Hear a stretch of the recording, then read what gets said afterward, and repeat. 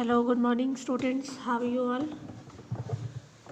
आज हम क्लास 6 के अंदर चैप्टर 4 में वीडियो नंबर 49 करेंगे और आज हमारा टॉपिक रहेगा हाउ फैब्रिक्स आर मेड, यानी कि धागे किस तरीके से बनाए जाते हैं।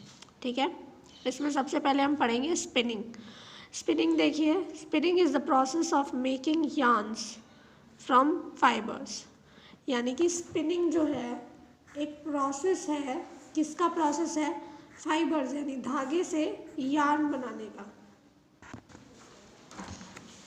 फाइबर्स से यार्न बनाना, ठीक है। ये प्रोसेस यार्न क्या होते हैं? यार्न होते हैं लंबे लंबे धागों के गुच्छे। In this process fibres are twisted to form the yarn. और इस प्रोसेस में जो फाइबर्स है ना, उन फाइबर्स को ट्विस्ट यानी कि उन्हें मोड़ा जाता है, उन्हें ट्विस्ट किया जाता है, उन्हें घुमाया जाता है जिससे कि वो धागा बन जाए।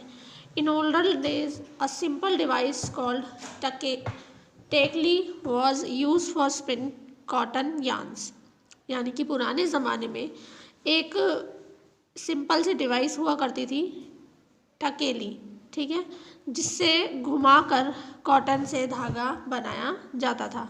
During the cause of the independence movement charkha was extensively use to spinning yarns. और जब स्वतंत्रता संग्राम चल रहा था, जब आज़ादी की लड़ाई चल रही थी, उस समय चरखा जो था वो धागा बनाने के लिए बहुत ज़्यादा यूज़ किया गया। This encouraged people to wear clothes made of homespun yarn. इसने लोगों को प्रेरित किया कि वो घरेलू यानी कि हमारे देश में बने हुए धागे के कपड़े पहने।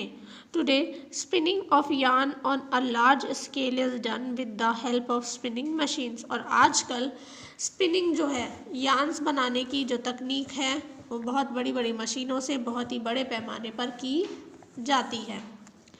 देखिए, यार्न टू फैब्रिक, अब यार्न यानी धागा बन गया, तो अब उसका कपड़ा किस तरह से बनाया जाए, फैब्रिक किस तरीके से बनाया जाए। देखिए, fabrics are made of yarns by the following methods. दो तरीके से बनाया जाता है, मेथड होते हैं दो, एक वीविंग और एक निटिंग, ठीक है। दोनों का मतलब ही बुनाई से होता है, बुनाई की जाती है। इसमें देखिए क्या होता है, सबसे पहले वीविंग पढ़ेंगे हम। Weaving is the process in which two sets of yarns are arranged together to make a fabric. Two sets of yarn, यानी ये एक ऐसा प्रोसेस है जिसमें दो अलग अलग यार्न्स लेते हैं और उन यार्न को क्या करते हैं, एक साथ मिलाकर अरेंज करके फैब्रिक बनाया जाता है। Loom is a machine use to weaving fabrics from yarn और अदर फाइबर्स। अच्छा, अब इस मशीन, वीविंग मशीन को, जो कि दो अलग अलग यार्न अरेंज करके कपड़ा बनाती है, फैब्रिक बनाती है, उस मशीन को कहते हैं loom. A loom machine which is run manually is called hand loom। और वो लूम मशीन जो कि इंसान चलाएं, यानी कि जो मैनुअली चलती है, जो मनुष्य द्वारा चलाई जाए, वो हैंडलूम कहलाती है।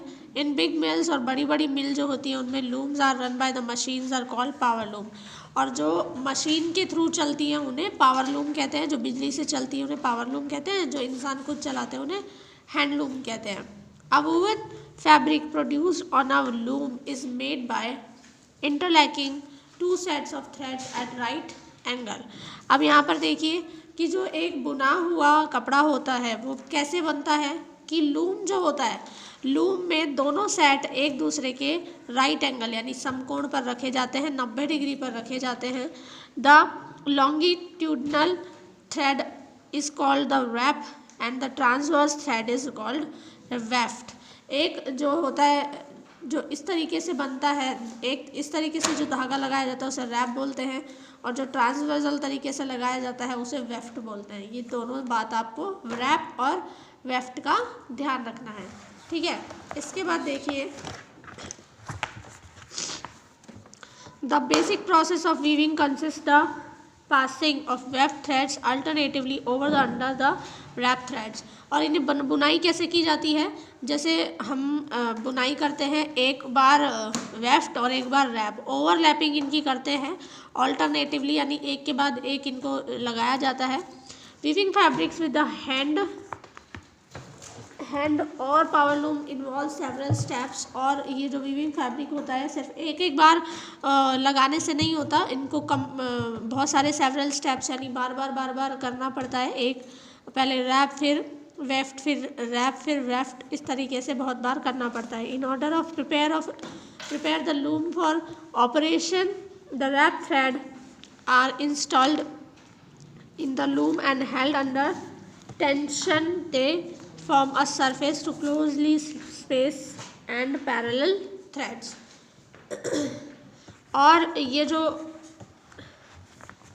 लूम है, ठीक है, ये कई बार बनाया जाता है बहुत अंडर टेंशन, है ना। अंडर टेंशन का मतलब बहुत ही खींच के बनाया जाता है, जिससे कि धागे आपस में बिल्कुल पास चले आते हैं, पैरेलल थ्रेड्स हो जाते हैं, है ना। जैसे जिस तरह से चारपाई की बुनाई होती है, सेम उस तरह से धागे की बुनाई होती है।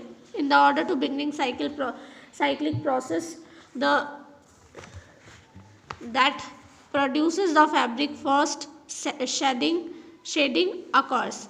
देखिए, in the order to begin the cyclic process शुरू करने पर जो है धागा बनता है, इसकी साइक्लिक प्रोसेस लगाया जाता है इस पर, और इनमें सबसे पहले शेडिंग की जाती है, ठीक है। Shedding raise some of warps threads so that the weft thread can be correctly placed, है ना। सबसे पहले इस जो शेडिंग है इसमें रैप थ्रेड्स को उठाया जाता है थोड़ा सा, जिससे कि जो वेफ्ट थ्रेड्स हैं वो अपनी प्लेस पर, अपनी जगह पर अच्छे से आ जाए।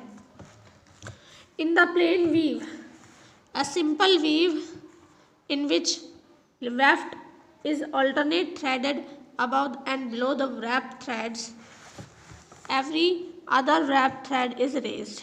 यहाँ पर कहा गया है जो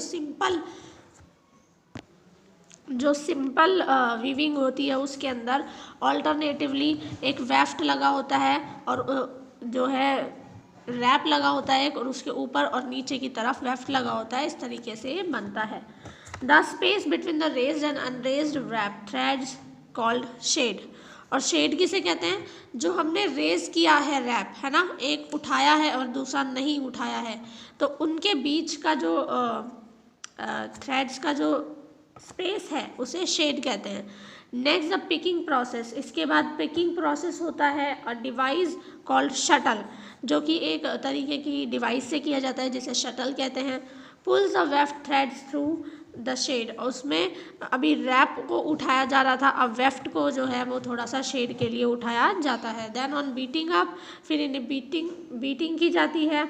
a device forces the weft threads again the previously placed.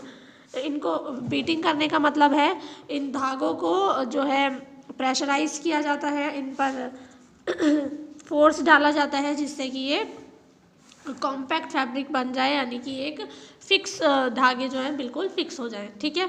इसके बाद हम नीटिंग का प्रोसेस पढ़ेंगे नेक्स्ट वीडियो के अंदर। तब तक आप यहाँ तक वीविंग को समझिए। Thank you.